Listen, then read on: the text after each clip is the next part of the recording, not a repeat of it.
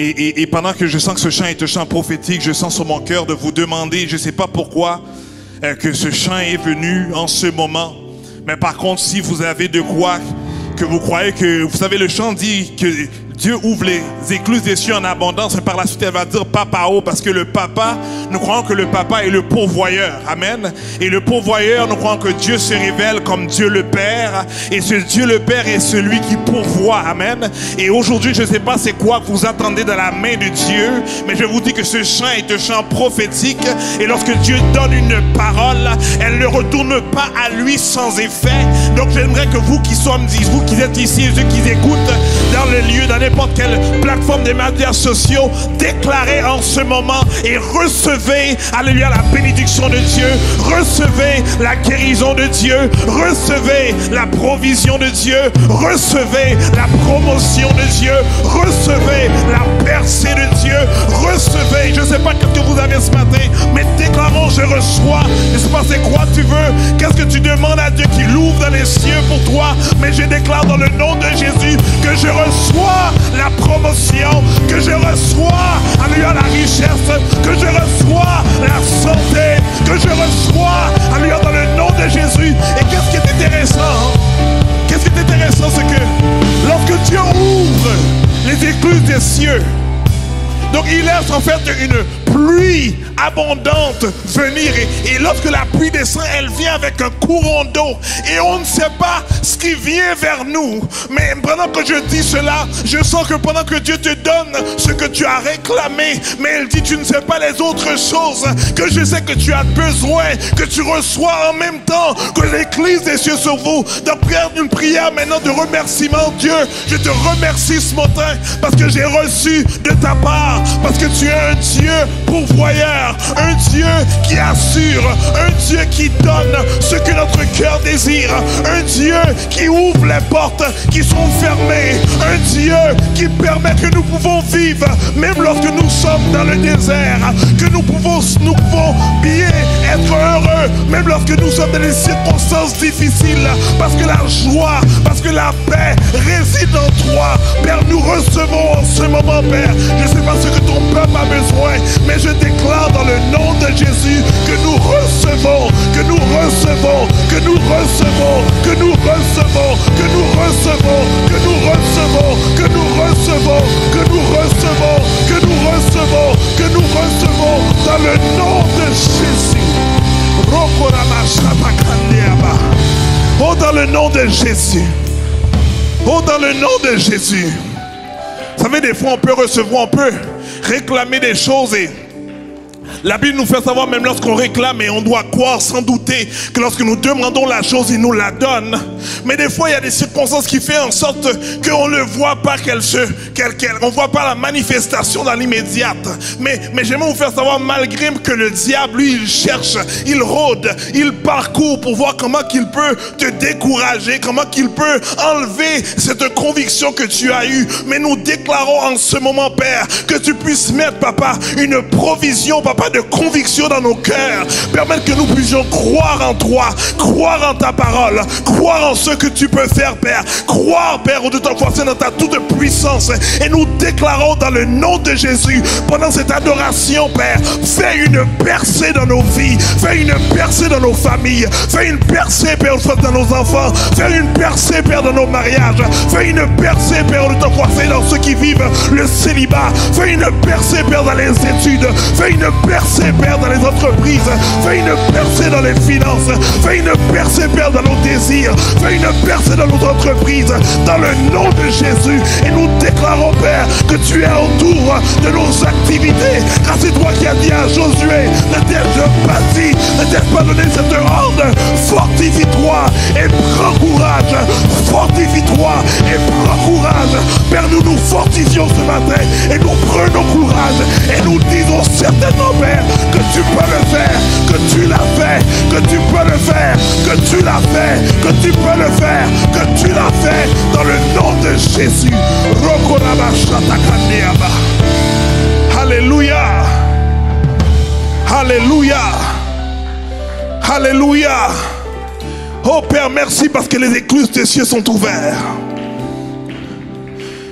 Merci parce que les écluses des cieux sont ouvertes. Et dans ce passage, Père, qui fait référence à lorsque ton prophète avait dit cela, il avait dit, Père, que nous puissions te mettre en défi. Lorsque nous contribuons, lorsque nous faisons, Père, lorsque nous appliquons ce que tu nous demandais, bien que le prophète parlait, Père, au sacrificateur par rapport à la dîme. Mais Père, c'est un principe que tu as voulu instituer, Père, parmi le peuple, que lorsque, Père, nous te faisons confiance, et lorsque nous sommes obéissants dans ce que tu nous demandes, tu dis, mets-toi en défi pour voir si tu n'ouvrirais pas les écluses des cieux, Père. Père, ce matin, nous te disons merci, parce que tu as mis en nous un cœur d'obéissant. Et ce cœur désire tout simplement t'adorer, désire, Père, te rechercher, désire vivre avec toi et en toi. Parce que nous croyons, Papa, que lorsque nous te cherchons, lorsque nous sommes connectés avec toi, lorsque nous t'aimons, lorsque nous te servons, nous vivons les meilleures vies qui peut exister dans le concept spirituel et naturel. Père, nous la réclamons, Père, dans le nom puissant de Jésus. Et que le plan de Satan, le diable, le plan des démons, les plans de toutes sortes d'esprits maléfiques, nous déclarons qu'elles sont annulées dans nos vies dans le nom de Jésus. Nous déclarons, Papa, qu'elle n'a pas d'effet dans le nom de Jésus. Nous déclarons que ce qu'elle voulait faire à l'Union française ne va pas se produire dans le nom de Jésus. Et tout ce qui vient, Père, et qui viendra dans le nom de Jésus, nous les détruisons. Parce que tu es un Dieu qui n'est pas contenu dans le temps. Donc nous déclarons nos bénédictions même dans le futur, dans le nom de Jésus. Et nous disons que Satan ne peut rien faire contre cela, parce que nous prenons autorité en Christ pour déclarer cette parole. Dans le nom de Jésus, nous prions. Amen. Amen. Vous êtes bienvenus au centre de résurrection, un endroit qui donne la capacité à tout le monde d'aimer, de connecter et de servir. Je pense que les enfants ont déjà été dans le sous-sol pour leur service, mais on est vraiment content d'être avec vous ce matin. C'est un privilège pour moi d'être avec vous. Pasteur Danley a dû se déplacer, donc je suis venu faire un petit peu d'annonce. Et l'une des choses qu'il voulait vraiment mettre d'accent, c'est vraiment par rapport à l'anniversaire de l'église qui va se faire le 14, 15, 16 octobre prochain. Le vendredi soir, ça va être une soirée de louange et d'adoration, vraiment pour adorer Dieu, pour le remercier pour ce qu'il a fait. Parce que je crois que de même, ma vie naturelle, si je peux dire que si je vis, ce n'est pas Christ qui vit en moi, mais c'est pas moi qui vis, mais c'est Christ qui vit en moi. Nous croyons également que dans l'organisme qui est le corps vivant de Christ, si elle vit, c'est parce que Christ est là. Amen. Elle est elle-même Christ. Donc nous croyons que si nous sommes en train de vivre en tant qu'organisme de Dieu, en tant qu'Église, c'est parce qu'il est là et il nous emmène quelque part. Donc on veut vraiment le remercier en cette journée-là, l'adorer pour qui il est. Et vraiment se réjouir pour ce qu'il a fait dans le vendredi soir. Ça va être vraiment une soirée d'adoration et de louange. Je vous invite de venir, inviter vos amis, vos familles. On va vraiment rentrer dans une dimension spirituelle où est-ce qu'on va vraiment adorer Dieu. Amen. On va faire les cieux descendre. Amen. Dans où est-ce que nous sommes pour vraiment être imbibés de cette présence que Dieu veut tant nous donner. Amen. Et le samedi matin, on a cette formation qui va être donnée. On invite vraiment à tout le monde de venir samedi, le 15. On demande vraiment de vous inscrire en arrière parce qu'on veut vous donner un dîner chaud. Donc, on veut savoir le nombre de personnes qui vont être là. Mais moi, j'encourage chaque personne ici, chaque personne qui dit le centre de résurrection sur leur église, chaque personne qui contribue vraiment de venir. Ça va être vraiment une formation, comme j'ai dit. On a un homme qui s'appelle Évangéliste Gétro qui va venir nous former vraiment dans ce dimanche, dans ce samedi matin-là.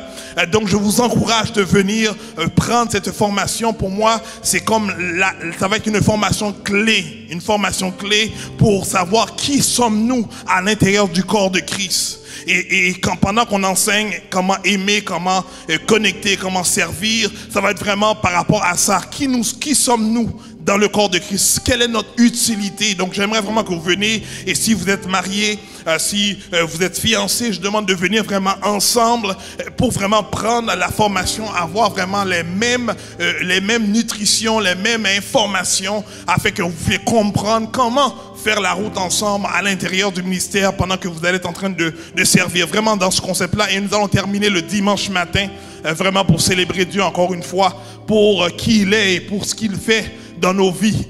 Amen. Donc, deuxième maintenant, c'est qu'on avait dit le mois passé que nous allons débuter, nous allons commencer à faire les études bibliques et les prières ici en présentiel. Donc, on va débuter en fait à partir de ce mercredi-ci. On va tenter de faire également de manière hybride, mais vraiment par rapport, je vais commencer vraiment 3 semaines de prière. Lorsqu'on va prier les mercredis, donc je demande vraiment ceux qui sont disponibles les mercredis soirs à partir de 7 heures. On veut vraiment se joindre ici et vraiment rentrer dans la présence de Dieu, rechercher la présence de Dieu. La première semaine, ça va être vraiment par rapport à la famille, ça va être par rapport à la famille. Donc on va prier vraiment différents points concernant la famille. Donc je t'encourage vraiment à venir et à venir vraiment participer. On va le faire ici. Vous allez rentrer dans la porte du milieu et on va être vraiment sur le podium du sous-sol où est-ce qu'on va faire ce temps de partage à la gloire de Dieu. Vous savez, j'ai également à l'arrière, j'ai des étiquettes, des autocollants, que c'est un mouvement en fait d'évangélisation dont je fais partenariat avec un pasteur ici à Montréal, un organisme, en fait, un ministère qui s'appelle Ministère Main Consolante, qui a en fait des étiquettes d'évangélisation qui est inscrit là-dessus. Jésus-Christ t'aime et il revient. Donc, ce qu'on veut, on a un objectif d'avoir 1000 véhicules qui a cet autocollant-là dans leur véhicule. Donc, si vous avez une voiture et que vous avez participé en fait dans ce mouvement d'évangélisation-là, tout simplement le demander à l'arrière. On va être en mesure de vous remettre un autocollant que vous avez tout simplement à décoller et vous le collez à l'intérieur de votre vitre d'arrière de véhicule et les écritures vont apparaître à l'extérieur et les gens de l'extérieur, lorsque vous allez rouler ou stationner, ils vont être en mesure de lire et laisser ce message de Jésus-Christ puisse toucher leur vie à la gloire de Dieu. Donc, faites participer de manière collective à ce mouvement d'évangélisation-là également. Donc, je suis très essoufflé. Donc, j'essaie de prendre des grandes respirations pour descendre le débit de mon cœur pour la prédication. Donc, merci beaucoup. Tu peux emmener la table pour moi. Pendant que je vais tout simplement vous demander de couper vos fronts parce qu'on va prier pour les offrandes, dîmes ou bien les dons que vous voulez vraiment contribuer pour l'avancement au ministère. Il y a différentes manières que vous pouvez le faire. Donc, vous pouvez regarder l'écran qui vous donne les différentes instructions comment le faire. Donc, soit par téléphone, textez au numéro 77977, vous textez CR donné. Ou bien vous le faites vraiment avec les corbeilles qui sont en avant de vous dans chaque rangée. Vous pouvez également donner votre contribution. Donc, je vais juste prier pour la cueillette à la gloire de Dieu. Père, nous te disons merci une fois de plus parce que tu es bon. Merci, Père, parce que tu donnes ce privilège, Père, de contribuer pour l'avancement de ton royaume. Avec l'argent que tu nous donnes, Père, soit par semaine ou bien par 2 semaines ou par mois. Nous voulons, Papa, te le donner en retour. Et te dire, Père, nous te faisons confiance. Père, je prie dans le nom de Jésus que cet argent qui va être ramassé puisse être multiplié et puisse être utilisé, Père, pour l'avancement de ton royaume, pour aider ceux qui sont dans le besoin, pour Père, contribuer, Père, à l'avancement, Père, de ton royaume, Père, et pour toucher des vies. Père, je te prie dans le nom de Jésus, que le centre de résurrection soit pas seulement un emplacement physique, mais qu'elle puisse être, Père, de ton façon, une institution, un organisme, Père, qui puisse avoir impact dans les vies des gens et qui puisse la reconnaître et dire, certainement, cette église m'a touché. Cette église a contribué dans l'avancement de ma vie. Père, je prie dans le nom de Jésus, dans le nom de Jésus et dans le nom de Jésus. Amen. Amen.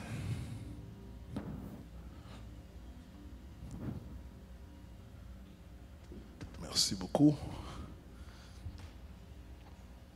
Vous savez, nous sommes dans une série de messages série de messages qui, comme je dis, qui parlent vraiment de comment donner la capacité à tout le monde d'aimer, de connecter et de servir. C'est un moment donné, on était vraiment en réunion et l'une des choses qu'on s'est dit, c'est une phrase qu'on répète souvent, mais est-ce qu'on prend le temps d'expliquer aux gens qu'est-ce que ça veut dire et qu'est-ce que cela implique? Et c'est par rapport à cela qu'on a décidé de faire une série pour expliquer et pour dire comment ça fonctionne. Désolé, je suis en train de mettre le mot de passe et des fois c'est très difficile avec le bout du doigt. C'est ça, donc on avait ça.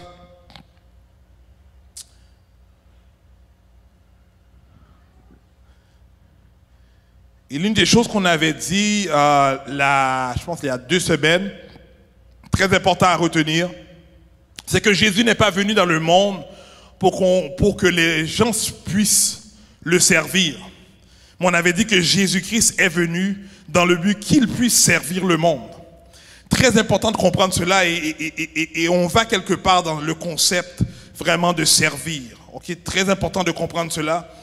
Des fois, comme j'avais dit la dernière fois, des fois on a cette manque, peut-être pas manque, mais vraiment une compréhension un peu erronée quand on parle de servir, serviteur, servante. On a tendance à le relier à esclave, à sous-sous, bien quel que soit le mot qu'on peut y donner. J'avais dit des fois même que j'utilise ce mot-là même avec des collègues de travail. Ils disent, oh non, t'es pas ici pour me servir. Mais non, parce qu'on est collègues, etc. Mais ils n'ont pas cette compréhension générale qui veut dire tout simplement, si je te sers, c'est parce que je t'aide. Quelqu'un qui t'aide, c'est quelqu'un qui sert, c'est quelqu'un qui t'aide utile, etc., etc. Donc, vraiment comprendre cela et de ne pas dénigrer, en fait, ce concept-là de servir. Parce que même Jésus-Christ s'est présenté comme un serviteur. Il y a un des évangiles qui a pour titre Jésus-Christ, le serviteur de l'homme. Donc vraiment, on doit vraiment prendre ce terme-là, on doit prendre ce mot-là comme vraiment un titre vraiment qu'on apprécie, qu'on valorise, parce qu'on désire être comme Jésus. Amen. On désire être comme Jésus et on veut le prendre dans le bon sens. Donc être servir, ça ne veut pas dire qu'on prend avantage de nous.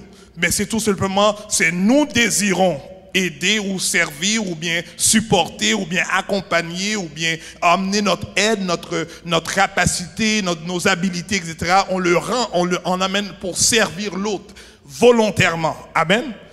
Amen. Donc un esclave, il le fait pas de manière volontaire, il le fait vraiment contre lui. Mais ici c'est volontaire, donc on comprend le terme et on n'a pas peur de dire que je suis un serviteur de l'Éternel des armées, je suis une servante de l'Éternel des armées, parce que Jésus-Christ lui-même était serviteur. Lorsqu'on lit les évangiles, on va voir que Jésus-Christ a vécu pour servir le monde.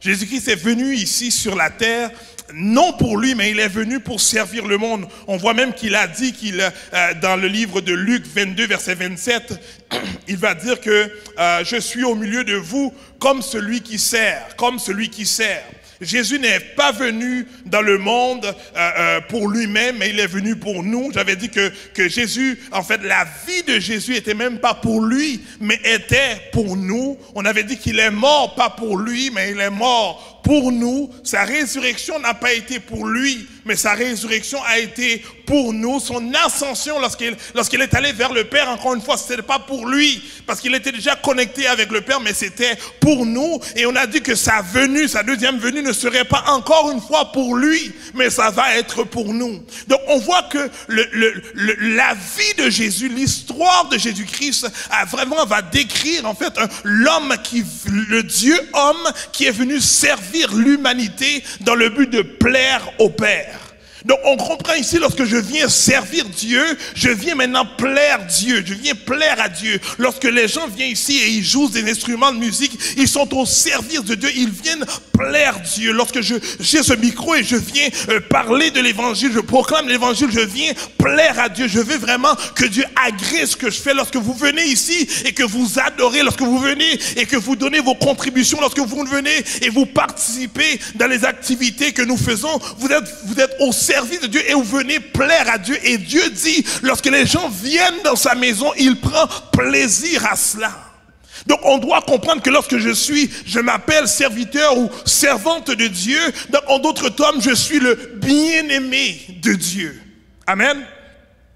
Servir, c'est une personne qui est au service d'une ou plusieurs personnes, ou qui leur sert d'outil afin de répondre à leurs besoins. Et ici, il faut bien comprendre que Dieu a besoin des hommes.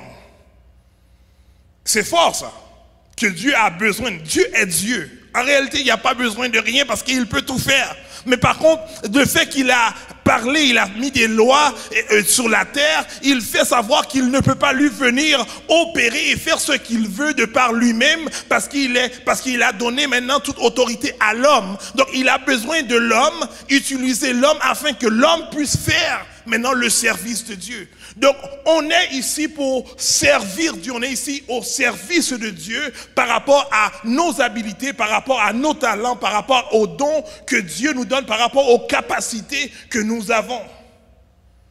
Et c'est pour cela que nous dit que nous sommes une église qui donne la capacité à tout le monde d'aimer, de connecter et de servir. Dans Marc 10, verset 45, il dit « En effet, le Fils de l'homme est venu non pour être servi, mais pour servir et donner sa vie en rançon. » Jésus dit lui-même que ma nourriture, c'est de faire la volonté de celui qui m'a envoyé. Dans Jean 4, verset 34, il dit Jésus exerce ce ministère et il sert et tend la main dans le monde afin de répondre aux besoins de l'humanité. C'est pour ça que nous disons que l'histoire de la vie de Jésus, bien la Bible, l'histoire, si on a un titre à donner à la Bible, c'est l'histoire de l'amour de Dieu au service de l'humanité. Vous savez, Jésus n'est pas venu dans le monde pour que vous puissiez faire des choses pour lui. Mais il est venu dans le monde pour vous servir. Il est venu pour faire des choses pour nous. Dans toutes nos relations, soit parents, enfants, époux, mari, pasteur, congrégation, on parle d'enseignants, élèves, doivent être rafraîchis et tendre vers le service, doivent tendre, doivent s'incliner vers vraiment servir Dieu et servir les autres. Dans la vie de tous les jours, l'accent devrait être mis sur le service aux autres, en aidant les gens à s'épanouir et en donnant à chacun la capacité d'aimer, de connecter et de servir Christ. Vous savez, dans 1 Jean 2, verset 6, il dit « Celui qui affirme demeurer en Christ ou bien qui affirme être connecté en Jésus doit aussi vivre comme il a lui-même vécu. » Donc, en d'autres termes, si je veux aimer Dieu, si je veux connecter avec Dieu ou si je veux servir Dieu, je dois avoir ce profond désir de vraiment refaire ou de faire ce que Jésus-Christ lui-même faisait. C'est ce qui va démontrer que tu aimes Dieu, que tu es connecté avec Dieu et que tu sers Dieu. Vous savez, être un serviteur, c'est un privilège. Et si j'ai une question à vous poser aujourd'hui, c'est êtes-vous un serviteur à l'exemple de Christ dans vos cercles d'influence? De quelle manière servez-vous les autres en tant que voisins, amis, conjoints, en tant que parents, membres de famille, en tant que collègues, en tant qu'enseignants, en tant que leader, en tant que membre d'église? De quelle manière servez-vous les autres? Nous sommes enfants du Père Céleste et disciples de Jésus, qui n'a pas considéré la gloire comme une chose à saisir, mais qui s'est humilié pour mourir sur une croix. À cause de Jésus, nous nous offrons en sacrifice vivant afin que le nom et le royaume de Dieu soient connus. Vous savez, suivre Jésus, c'est de faire ce que Jésus faisait. C'est d'être comme Jésus. Dans le livre de Philippiens 2, versets 5 à 11, je vais lire, il dit que votre attitude soit identique à celle de Jésus-Christ. Lui qui est de condition divine, lui qui est Dieu. Il n'a pas regardé son égalité avec Dieu comme un butin à préserver, mais il s'est dépouillé lui-même en prenant une condition de serviteur.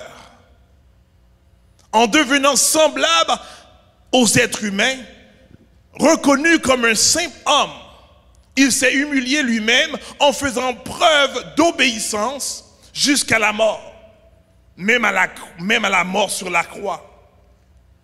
C'est aussi pourquoi Dieu l'a souverainement, c'est pourquoi que Dieu l'a élevé à la plus haute place et lui a donné le nom qui est au-dessus de tout nom, afin qu'au nom de Jésus, chacun plie le genou dans le ciel, sur la terre et sous la terre. Et que toute langue reconnaisse que Jésus-Christ est le Seigneur, à la gloire de Dieu le Père. Donc on va voir que Jésus-Christ a choisi de venir sur terre pour s'humilier, de laisser sa position en tant que Dieu, pour s'incarner en tant qu'homme, pour vivre comme un homme et pour accomplir le désir de Dieu le Père comme un homme sur la terre. Et il dit, du fait qu'il a fait ça, Dieu lui a donné le nom au-dessus de tout nom, afin que tous doivent fléchir devant lui. Et ici je comprends, lorsque Dieu nous fait comprendre, que lorsqu'il dit dans sa parole que je vous donne mon autorité, je vous donne le pouvoir, je vous donne les clés. C'est parce que lui-même, lorsqu'il a décidé d'être ce Dieu obéissant, pour obéir à son Père, pour venir ici-bas sur terre, pour servir son Dieu, pour servir le Père, et il a automatiquement démontré l'exemple de qu'est-ce que c'est servir et quelles sont non les répercussions, mais les effets secondaires de celui qui vient servir. Et de même, il va nous faire comprendre que lorsque tu l'acceptes comme Jésus, comme Seigneur et comme Sauveur dans ta vie, il fait comprendre que là, tu décides maintenant de te soumettre à lui et de lui laisser maintenant le droit dans toute ta vie afin qu'il puisse accomplir des choses. Donc il dit, à cause de ta preuve d'obéissance, maintenant je vais maintenant t'élever comme un homme qui a autorité sur tous les autres hommes. Je vais t'élever je vais te donner cette capacité comme un homme qui a plus de capacité que tous les autres hommes. Je vais te donner des clés que les autres hommes n'auront pas. Donc nous comprenons que lorsque je suis appelé serviteur et servante, j'ai quelque chose de plus en moi que les autres hommes qui n'acceptent pas Jésus-Christ comme Seigneur dans leur vie n'ont pas, eux autres n'ont pas cette accessibilité-là. Et c'est pour cela que lorsque je suis appelé serviteur ou servante de l'Éternel Tout-Puissant, je sais que je suis connecté au Très-Haut. Donc lorsqu'une circonstance arrive, se manifeste autour de moi, j'ai cette connexion et je peux parler directement à celui qui a la pleine autorité pour intervenir dans ma situation. Et lorsque nous comprenons le rang de service, c'est pour ça que Satan, le diable, lorsqu'il est venu voir Jésus-Christ, il a fait comprendre que lorsqu'il est venu le tenter, il a dit que tu puisses venir m'adorer. Il a dit que fais cette roche tourner en pain pour que tu puisses manger. Mais à la fin, le Père, qu'est-ce qu'il a fait comprendre? Il a dit, mais non, tu ne comprends pas. C'est que simplement le fait de venir servir mon Dieu, je reconnais que j'ai déjà l'autorité sur toi. Donc je vais vous faire comprendre que des fois tu vas être tenté, des fois tu vas être mené à faire des choses contraires à ce que tu voudrais faire. Mais lorsque tu reconnais qui tu es et que tu restes dans ta position, tu dis, Seigneur, je sais que j'ai reçu en toi un pouvoir, une capacité au-delà de ce qui vient contre moi. Donc j'ai cette conviction que je suis en mesure de passer au travers parce que tu m'as donné cette autorité et cette capacité en tant que serviteur ou servante. Vous savez, un serviteur ou une servante qui représente le roi, qui représente un royaume, va aller quelque part et il va être reçu de manière différente qu'une autre personne qui va tout simplement venir visiter un autre royaume. Vous savez, un ambassadeur qui vient dans un pays va être reçu d'une manière différente que même les citoyens qui vivent même de ce pays-là. Donc, il faut comprendre que la Bible nous fait comprendre que nous ne faisons pas partie de ce monde, mais nous faisons partie du monde céleste et du monde de Dieu, du royaume de Dieu. Et nous sommes ces ambassadeurs, ces serviteurs. Donc, lorsque nous sommes ici, nous devons nous tenir de manière à ce que les gens puissent nous recevoir différent de la manière dont ils reçoivent les autres, parce qu'ils voient en dedans de toi. Et ou bien ils peuvent savoir qu'à l'intérieur de toi, tu portes quelque chose plus fort et plus glorieux qu'un simple homme. Il faut comprendre qu'en tant que serviteur et servante de Dieu, on a des privilèges, on a des avantages. Et pour jouir de ces privilèges, de ces avantages-là, on a besoin maintenant de se soumettre à sa volonté. Parce que je ne peux pas m'appeler serviteur si je ne suis pas en train d'obéir à un ordre qui m'a été donné. Je ne peux pas m'appeler servante si je ne suis pas en train d'appliquer une instruction qui m'a été donnée. Donc nous sommes premièrement considérés comme serviteurs et servantes de Dieu Tout-Puissant.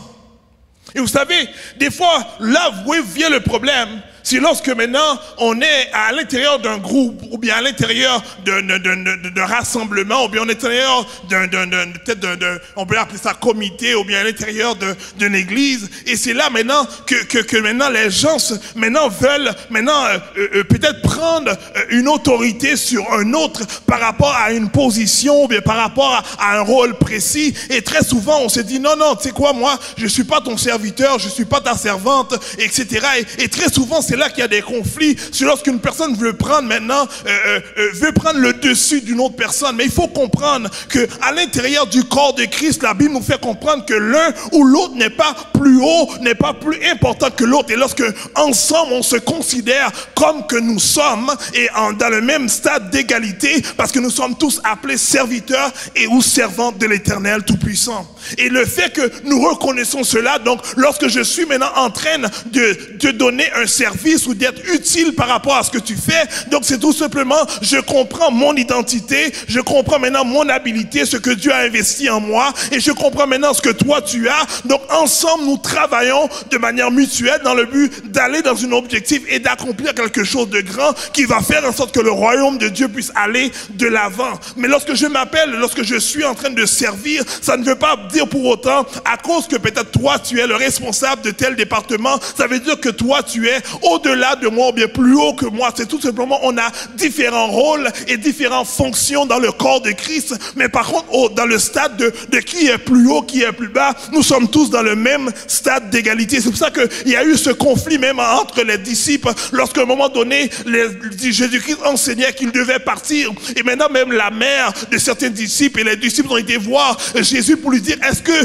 tu peux assurer que lorsque je vais arriver au ciel, au paradis avec toi, que tu peux me mettre un à la gauche ou l'autre à la droite? Et la Bible va nous faire comprendre qu'il y a eu ce conflit même à l'intérieur des disciples pour dire, mais comment se fait-il que l'autre veut avoir une position plus haute? Mais Dieu a fait savoir, Jésus-Christ a dit aux disciples, mais si tu désires être le plus grand parmi nous, tu dois être premièrement le serviteur de tous. Donc on doit comprendre ce que Jésus-Christ veut dire. Lorsqu'il dit serviteur de tous, ne veut pas dire que je suis maintenant ton esclave. Non, ça veut dire que je suis prêt à servir. Je suis prêt à servir dans le concept de Dieu, veut dire je suis prêt à appliquer ou à obéir à la volonté du Père.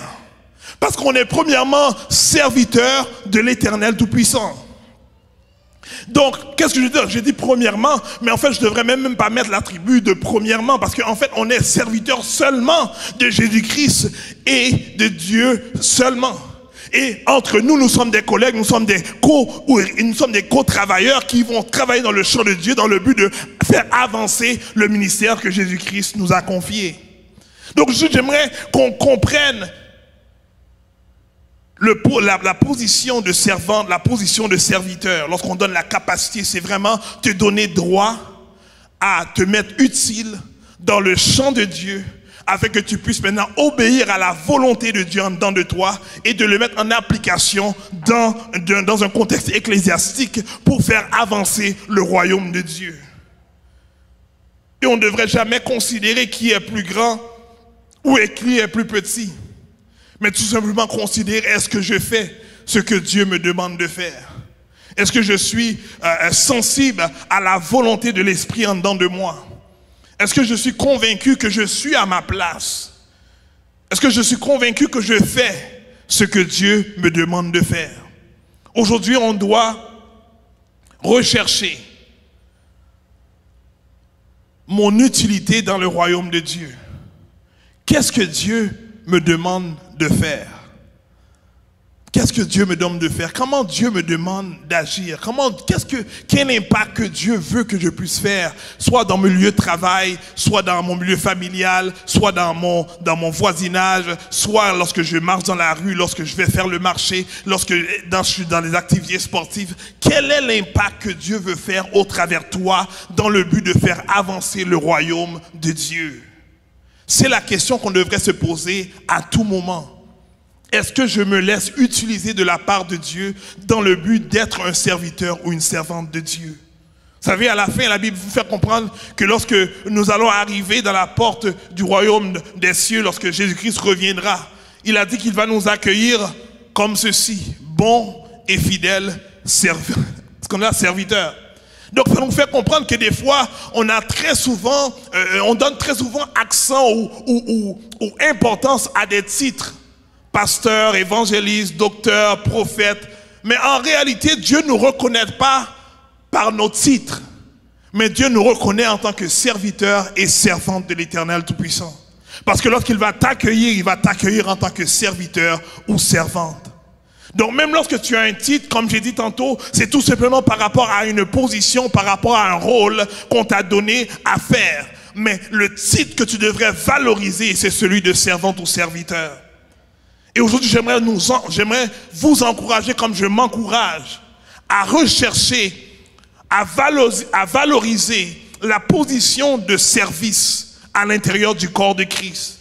Et de me demander constamment, qu'est-ce que je fais? Vous savez, et on emmène cela, et pour qu'on puisse comprendre que on doit savoir c'est quoi notre utilité. La Bible a dit, lorsqu'il parlait dans l'apôtre Paul, dans le livre de Corinthiens, lorsqu'il parlait maintenant du ministère du Saint-Esprit, il a dit que le Saint-Esprit est descendu et il a donné à chacun d'entre vous un don pour l'utilité commune du corps.